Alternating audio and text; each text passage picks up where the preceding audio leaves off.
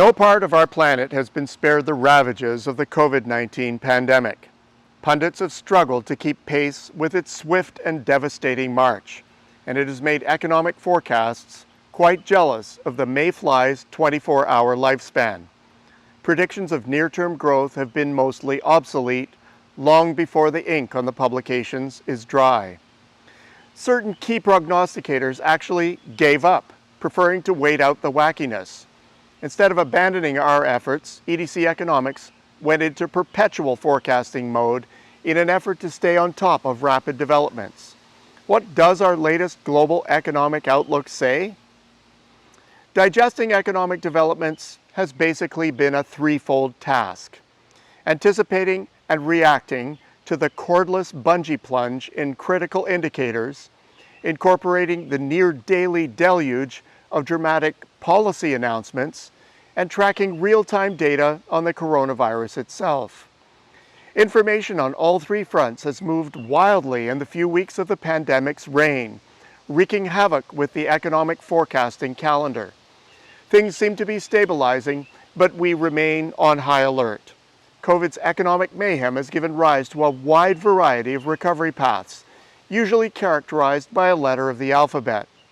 First, it was the V, a short, sharp decline and an equally short and sharp recovery.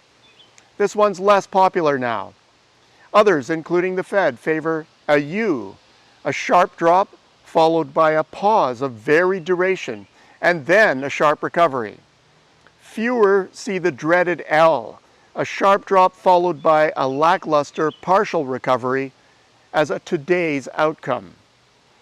Our summer global economic outlook favors a checkmark shape, a sharp drop followed by a sharp, although partial rebound, followed by a weaker return to pre-COVID-19 levels as smaller second wave outbreaks impede the recovery.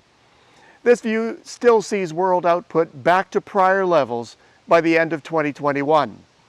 High-frequency data are sending encouraging signals that the rebound has begun. Our forecast calls for the world economy to shrink by 4.3% this year, a number that was unthinkable just weeks ago. Developed economies are harder hit, collectively tumbling by 5.4%. By all appearances, emerging economies get off with a lighter 3.6% decline. However, against what they expected to grow by, it's also quite a nasty shock for them. Next year couldn't be more different. Revival that begins in the second half of 2020 boosts global growth to 6.9%, fed by a 6.1% gain in emerging markets and a 7.2% increase in the developed world. Canada, France, and the United Kingdom sustained sharper drops this year, with the latter two rebounding in 2021 just ahead of average. The United States gets off more lightly, down 5% this year and back up by 6.9% in 2021. Monetary policy will be highly stimulative through this period, with interest rates on hold at close to zero or the zero lower bound until 2022. Fiscal measures will be gradually withdrawn as the recovery takes hold, but the delay in meting out funds, together with a reticence to spend them, will cause public spending measures to kick in precisely as recovery takes hold. Commodity prices will make a slow march back to pre-COVID levels over the medium-term horizon.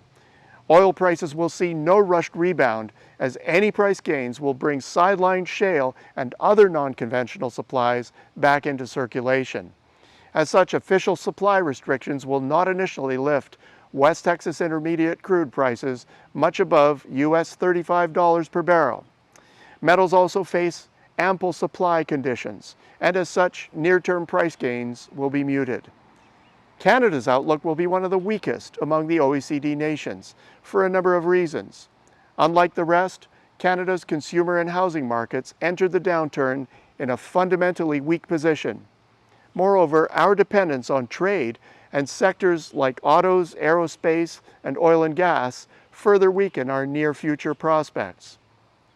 Interest rate increases will lag behind the Fed moves by about 6 months, and the Canadian dollar will average US 73 cents this year and US 75 cents in 2021. The bottom line? Globally, we've been drowning in red ink for weeks now, and forecasts for world activity are still being revised down. At the same time, the first encouraging signs of rebound are following return-to-work programs in first-wave countries like China and South Korea. Glimmers of hope are also evident in the latest labor force data for Canada and the U.S. We expect further good news as we move through mid-year. Much will depend on the continued success of COVID-19 containment. On that front, so far, so good. We'll all be happy to put this episode behind us. Until next week, I'm Peter Hall.